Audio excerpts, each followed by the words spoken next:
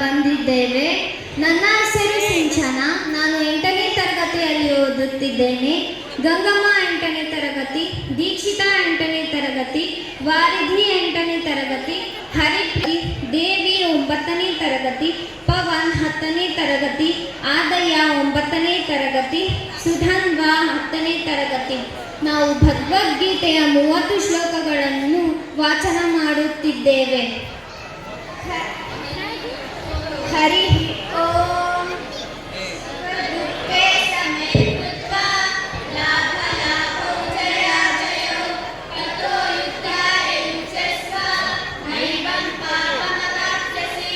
ಸುಖ ದುಃಖ ಲಾಭ ನಷ್ಟ ಜಯ ಪರಾಜಯ ಇವನ್ನೆಲ್ಲವನ್ನು ಸಮಭಾವದಿಂದ ಸ್ವೀಕರಿಸಿ ನಿನ್ನ ಕರ್ತವ್ಯದಲ್ಲಿ ತೊಡಗು. ಹೀಗೆ ಮಾಡಿದರೆ ಪಾಪ ತಗಲದು.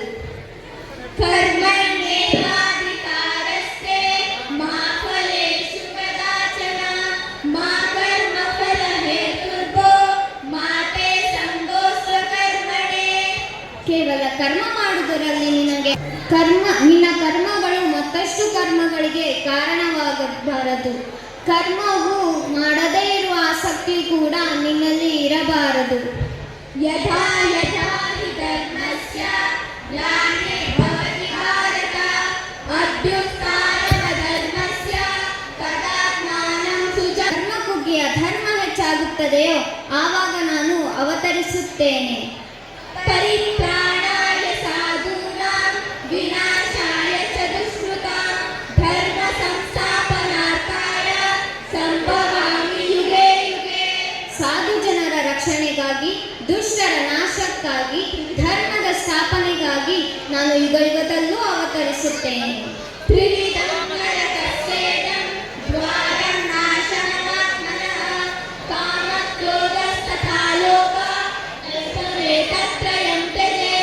ಕಾಮ, ಕ್ರೋಧ, ಲೋಭ ಇವು 3 ನರಕದ ಬಾಗಿಲುಗಳು. ಆದ್ದರಿಂದ ಇವನ್ನೆಲ್ಲ ತ್ಯಜಿಸಬೇಕು.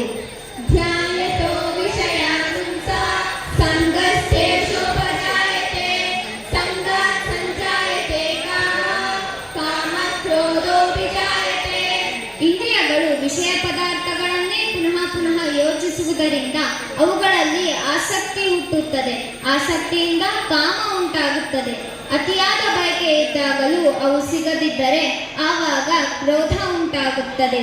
ಕ್ರೋಧ ಭವತಿ ಸಂಮೋಹ, ಸಂಮೋಹ ಸ್ಮೃತಿ ವಿಭ್ರಮಃ, ಸ್ಮೃತಿ ವಂಶ ಬುದ್ಧಿನಾಶೋ, ಬುದ್ಧಿನಾಶ ಪ್ರಣಶ್ಯತಿ. ಕ್ರೋಧದಿಂದ ಮೋಹ, ಮೋಹದಿಂದ ಸ್ಮೃತಿ ಭ್ರಮ, ಸ್ಮೃತಿ ಭ್ರಂಶದಿಂದ ಬುದ್ಧಿನಾಶ, ಬುದ್ಧಿನಾಶದಿಂದ ವಿನಾಶವಾಗುತ್ತದೆ. ಆಯು ಸತ್ವ ಬಲಾರೋಗ್ಯ ಸುಖ ಪ್ರೀತಿ ವರ್ಧನ ಸಸ್ಯ ಸ್ನಿಗ್ಧ ಸ್ಥಿರಾರುದ್ಯ ಆಹಾರ ಸಾತ್ವಿಕ ಪ್ರಿಯಃ. ಆಯುಷ್ಯ, ಶಕ್ತಿ, ಆರೋಗ್ಯ, ಸಂತೋಷ, ಸಂತೃಪ್ತಿ ಹೆಚ್ಚಿಸುವ ರಸಯುಕ್ತ, ಸ್ನಿಗ್ಧ, ಸ್ಥಿರ ಮನಸ್ಸಿಗೆ ಸಂತೋಷಕರವಾದವುಗಳು ಸಾತ್ವಿಕ ಆಹಾರಗಳು.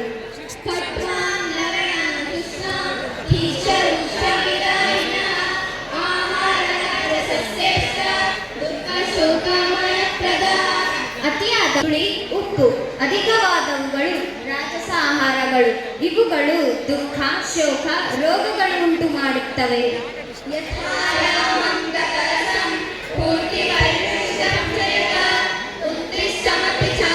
ರುಚಿ ಹೋದ, ಹಳಸಿ ಹೋದ, ಎಂಜಲಾದ ಅಶುದ್ಧ ಆಹಾರವು ತಾಮಸ. ದೇವ ದ್ವಿಜ ಗುರು ಪ್ರಾಜ್ಞಾ ಪೂಜನಂ ಶೌಚಮಾರ್ಜನಂ ಬ್ರಹ್ಮಚರ್ಯ ಅಹಿಂಸಾ ಚ ಶಾರೀರಂ ತಪ ಉಚ್ಯತೆ. ದೇವತೆ, ಬ್ರಾಹ್ಮಣ, ಗುರು, ಜ್ಞಾನಿಗಳ ಪೂಜೆ, ಬಾಹ್ಯ ಆಂತರಿಕ ಶುದ್ಧಿ, ಸರಳತೆ, ಬ್ರಹ್ಮಚರ್ಯ, ಅಹಿಂಸೆ ಮೊದಲಾದವುಗಳು ದೈಹಿಕವಾದ ತಪಸ್ಸುಗಳಾಗಿವೆ. ಅನುದ್ವೇಗಕರಂ ವಾಕ್ಯಂ ಸತ್ಯಂ ಪ್ರಿಯಹಿತಂ ಚಯತ ಸ್ವಾಧ್ಯಾಯಾಭ್ಯಾಸನಂ ಚೈವ ವಾಜ್ಞಾಯಂ ತಪ ಉಚ್ಯತೆ. ಯಾರಿಗೂ ಕಿರಿಕಿರಿಯನ್ನು ಉಂಟು ಮಾಡದ ಸತ್ಯವಾದ, ಪ್ರಿಯವಾದ, ಹಿತವಾದ ಮಾತು, ಸ್ವಾಧ್ಯಾಯ ಇವು ವಾಚಿಕವಾದ ತಪಸ್ಸುಗಳಾಗಿವೆ. ಮನಃ ಪ್ರಸಾದ ಸೌಮ್ಯತ್ವಂ ಮೌನಮಾತ್ಮ ನಿಗ್ರಹ ಸಂಶುದ್ಧಿ ನಿರ್ದೇಕತಾ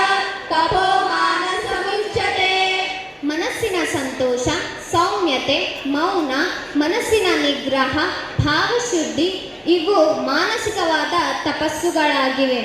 ಅಭಯಂ ಸತ್ವ ಸಂಶುದ್ಧಿ ಜ್ಞಾನ ಯೋಗ ವ್ಯವಸ್ಥತಃ ದಾನಂ ತಮಶ್ಚ ಯಜ್ಞಶ್ಚ ಸ್ವಾಧ್ಯಾಯ ಸವಾರ್ಧವಂ ಅಹಿಂಸಾ ಸತ್ಯಂ ಅಕ್ರೋಧ ತ್ಯಾಗ ಶಾಂತಿರಪೈಶುನಂ ದಯಾಲೋಲುತ್ವಂ ಮಾಧವಂ ಧೀರ ಚಾಪಲಂ ತೇಜ ಕ್ಷಮಾ ಧೃತಿ ಶೌಚಂ ಆದ್ರೋಹೋ ನಾತಿಮಾನಿತಾ ಭವಂತಿ ಸಂಪದಂ ದೈವಿ ಅಭಿಜಾತಸ್ಯ ಭಾರತ.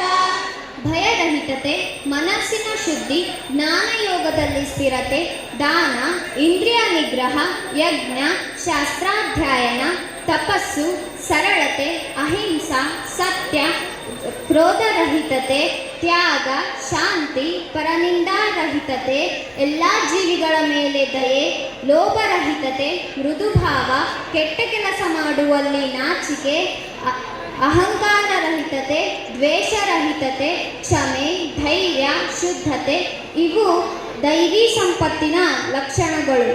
ಧಂಭೋ ದರ್ಪೋಭಿಮಾನಶ್ಚ ಕ್ರೋಧ ಪಾರುಷ್ಯಮೇವ ಚ ಅಜ್ಞಾನಂ ಚಾಭಿಜಾತಸ್ಯ ಪಾರ್ಥ ಸಂಪದಮಾಸುರಿ. ದಂಭ ಇಲ್ಲದಿರುವ ಗುಣಗಳ ತೋರಿಕೆ, ದರ್ಪ ಅಹಂಕಾರದಿಂದ ಬಂದ ಗರ್ವ, ಅಭಿಮಾನ, ಕ್ರೋಧ, ಕಠೋರತೆ, ಅಜ್ಞಾನ ಇವು ಅಸುರಿ ಸಂಪತ್ತಿನ ಲಕ್ಷಣಗಳು. ದೈವಿ ಸಂಪದ್ವಿಮೋಕ್ಷಾಯ ನಿಬಂಧಾಯ ಶ್ರೀಮತಃ ಮಾಸುತ ಸಂಪದಂ ದೈವಿ ಅಭಿಜಾತೋಸ್ಮಿ ಪಾಂಡವ. ದೈವಿ ಸಂಪತ್ತು ಮೋಕ್ಷಕ್ಕೆ ಕಾರಣವಾಗುತ್ತದೆ, ಅಸುರಿ ಸಂಪತ್ತು ಬಂಧನಕ್ಕೆ ಕಾರಣವಾಗುತ್ತದೆ. ಅರ್ಜುನನೇ, ನೀನು ದೈವಿ ಸಂಪತ್ತಿನೊಂದಿಗೆ ಜನಿಸಿದ್ದಿ, ಆದ್ದರಿಂದ ಚಿಂತಿಸಬೇಡ. ಯಶಾಸ್ತ್ರ ವಿಧಿ ಮುತ್ಸೃಜ್ಯ ವರ್ತತೆ ಕಾಮಕಾರಕ ನ ಸ ಸಿದ್ಧಿರ್ಮಹಾಭೂತಿ ನ ಸುಖಂ ನ ಪರಾಂ ಗತಿ. ಯಾರು ಶಾಸ್ತ್ರವಿಧಿಗಳನ್ನು ಬಿಟ್ಟು ಕೇವಲ ತಮ್ಮ ಇಚ್ಛೆಯಂತೆ ನಡೆಯುತ್ತಾರೋ ಅವರು ಸಿದ್ಧಿಯನ್ನು ಹೊಂದುವುದಿಲ್ಲ, ಸುಖ ಅಥವಾ ಪರಮಗತಿ ಯಾವುದನ್ನೂ ಹೊಂದುವುದಿಲ್ಲ. ತಸ್ಮಾತ್ ಶಾಸ್ತ್ರಪ್ರಮಾಣಂತೆ ಕಾರ್ಯ ಕಾರ್ಯ ವ್ಯವಸ್ಥಿತೌ ಜ್ಞಾತ್ವಾ ಶಾಸ್ತ್ರವಿಧಾನೋಕ್ತಂ ಕರ್ಮ ಕರ್ತುಂ ವಿಹರ್ಷಸಿ. ಆದ್ದರಿಂದ ಏನು ಮಾಡಬೇಕು, ಏನು ಮಾಡಬಾರದು ಎಂಬುದನ್ನು ನಿರ್ಧರಿಸಲು ಶಾಸ್ತ್ರವೇ ಪ್ರಮಾಣವಾಗಿದೆ. ಶಾಸ್ತ್ರದಲ್ಲಿ ಹೇಳಿದಂತೆ ಯಾವುದು ಸರಿ, ಯಾವುದು ತಪ್ಪೆಂದು ತಿಳಿದು ನಂತರದಲ್ಲಿ ಮಾತ್ರ ಕಾರ್ಯವನ್ನು ಮಾಡಬೇಕು. ಶ್ರದ್ಧಾಂಧತೆ ಜ್ಞಾನಂ ತತ್ಪರಂ ಸಂಯತೇಂದ್ರಿಯಃ ಜ್ಞಾನಂ ಶಬ್ದಂ ಪರಂ ಶಾಂತಿ ಅಚಿರೇಣಾಧಿಗಚ್ಚತಿ. ಶ್ರದ್ಧೆಯುಳ್ಳವನು ಮನಸ್ಸು ಮತ್ತು ಇಂದ್ರಿಯಗಳನ್ನು ನಿಯಂತ್ರಿಸಿಕೊಂಡು ಜ್ಞಾನವನ್ನು ಪಡೆಯುತ್ತಾನೆ. ಜ್ಞಾನವನ್ನು ಪಡೆದ ಮೇಲೆ ಶೀಘ್ರದಲ್ಲಿಯೇ ಪರಮಶಾಂತಿ ರೂಪವಾದ ಮೋಕ್ಷವನ್ನು ಪಡೆಯುತ್ತಾನೆ. ಉದರೇದಾತ್ಮನಾತ್ಮಾನಂ ನಾತ್ಮಾನಮವಸಾದಯೇತ್ ಆತ್ಮೈವ ಆತ್ಮನೋ ಬಂಧು ಆತ್ಮೈವ ರಿಪುರಾತ್ಮನಃ. ತನ್ನ ಮನಸ್ಸಿನಿಂದ ತಾನೇ ತನ್ನನ್ನು ಉದ್ಧರಿಸಿಕೊಳ್ಳಬೇಕು, ತಾನೇ ತನ್ನನ್ನು ಹೀನಗೊಳಿಸಬಾರದು. ಸರಿಯಾಗಿ ಉಪಯೋಗಿಸಿಕೊಂಡರೆ ಮನಸ್ಸೇ ತನಗೆ ಸ್ನೇಹಿತ, ಇಲ್ಲದಿದ್ದರೆ ಮನಸ್ಸೇ ತನಗೆ ಶತ್ರು. ಯೋಗಸ್ಥ ಕುರು ಕರ್ಮಾಣಿ ಸಂಗಂ ತ್ಯಕ್ತ್ವಾ ಧನಂಜಯ ಸಿದ್ಧ್ಯ ಸಿದ್ಧ್ಯೋ ಸಮೋ ಭೂತ್ವಾ ಸಮರ್ಥಂ ಯೋಗ ಉಚ್ಯತೆ. ಯೋಗದಲ್ಲಿ ಸ್ಥಿತನಾಗಿ ಫಲಾಶೆಯನ್ನು ತ್ಯಜಿಸಿ ಯಶಸ್ಸು ವಿಫಲತೆಗಳಲ್ಲಿ ಸಮಾಭಾವದಿಂದ ಕರ್ಮವನ್ನು ಮಾಡು. ಸಮಾಭಾವವೇ ಯೋಗ. ಸರ್ವಸ್ಯ ಚಾಹಂ ಹೃದಿ ಸನ್ನಿವಿಷ್ಟೋ ಮತ್ತ ಸ್ಮೃತಿ ಜ್ಞಾನ ಪೋಹನಂ ಚ ವೇದಶ್ಚ ಸದೈರಹಮೇವ ವೇದ್ಯೋ ವೇದಾಂತ ಕೃತ್ವೇನ ವಿದೇವ ಚಾಹಂ. ನಾನು ಎಲ್ಲರ ಹೃದಯದಲ್ಲಿದ್ದೇನೆ, ನನ್ನಿಂದಲೇ ಸ್ಮೃತಿ, ಜ್ಞಾನ ಮತ್ತು ಮರೆಯುವಿಕೆ ಬರುತ್ತದೆ. ಎಲ್ಲ ವೇದಗಳಿಂದ ತಿಳಿಯಲ್ಪಟ್ಟವನು ನಾನೇ. ನಾನು ವೇದಾಂತಗಳನ್ನು ರಚಿಸಿದ್ದೇನೆ ಮತ್ತು ವೇದಗಳನ್ನು ತಿಳಿದಿದ್ದೇನೆ. ಮಯೇವ ಮನಾಧತ್ಸ್ವ ಮಯಿ ಬುದ್ಧಿಂ ನಿವೇಶಯ ನಿವಸಿಷ್ಯ. ನಿಜವಾಗಿಯೂ ನನ್ನಲ್ಲೇ ವಾಸಿಸುವಿ. ಭಕ್ತೋ ಮಧ್ಯಾಜಿ ಮಾಂ ನಮಸ್ಕ ಆತ್ಮಾನಂದಪರಾಯಣಃ. ನನ್ನನ್ನು ನೆನೆ, ನನ್ನ ಭಕ್ತನಾಗು, ನನ್ನ ಪೂಜೆ ಮಾಡು, ನನಗೆ ನಮಸ್ಕರಿಸು. ಹೀಗೆ ಮಾಡುತ್ತಿದ್ದರೆ ನೀನು ನನ್ನನ್ನೇ ಹೊಂದುತ್ತಿ. ಸರ್ವಧರ್ಮಾನ್ ಪರಿತ್ಯಜ್ಯ